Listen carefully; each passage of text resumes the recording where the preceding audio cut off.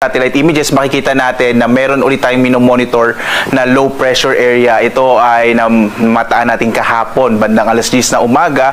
At ngayon ay huling namataan ito na sa 330 kilometers kanluran ng Cuyo sa Palawan. Samantala, malit pa rin yung tsansa na ito ay maging bagyo, pero yung kaulapan na dala nitong low pressure area ay magdadala ng maulap na kalangitan at malaking tsansa ng mga pag-ulan dito sa may bahagi ng Mimaropa at ng Western Visayas. Base naman sa pinakahuling datos natin, malit pa rin yung tsansa na maging bagyo itong low pressure area na ito. Mapapansin natin kapag Marso, pinakakaunti yung mga nabubuong bagyo sa ating bansa sa loob ng Philippine Area of Responsibility.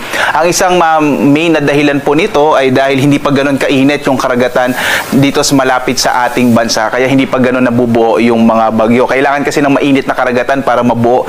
Isa yun sa mga mahalagang katangian or sangkap para mabuo ang mga bagyo. Samantala, maliban dito sa low pressure area, makikita ninyo itong mga kaulapan sa may silangang bahagi ng ating bansa. Ito ay dulot ng easterlies o yung hangin nagmumula sa karagatang Pasipiko at siya magdadala, kitang-kita natin dito yung mga kumpol ng kaulapan dito sa may silangang bahagi ng Luzon, itong Bicol region, sa Quezon province, sa may Eastern Visayas, Caraga at Davao region. So asahan ng mga kababayan natin sa may silangang bahagi ng ating bansa ang malaking tsansa ng mga pag-ulan. Sa iba pang bahagi nating kapuluan, makikita natin, lalo na dito sa may Luzon, walang masyadong pag-ulan na mararanasan, pero posible pa rin yung mga isolated o pulo-pulong pag-ulan, pagkidlat, pagkulog. At liban dito sa LPA, wala na iba pang minomonitor na potensyal na maging sama ng panahon sa loob at labas ng Philippine Area of Responsibility.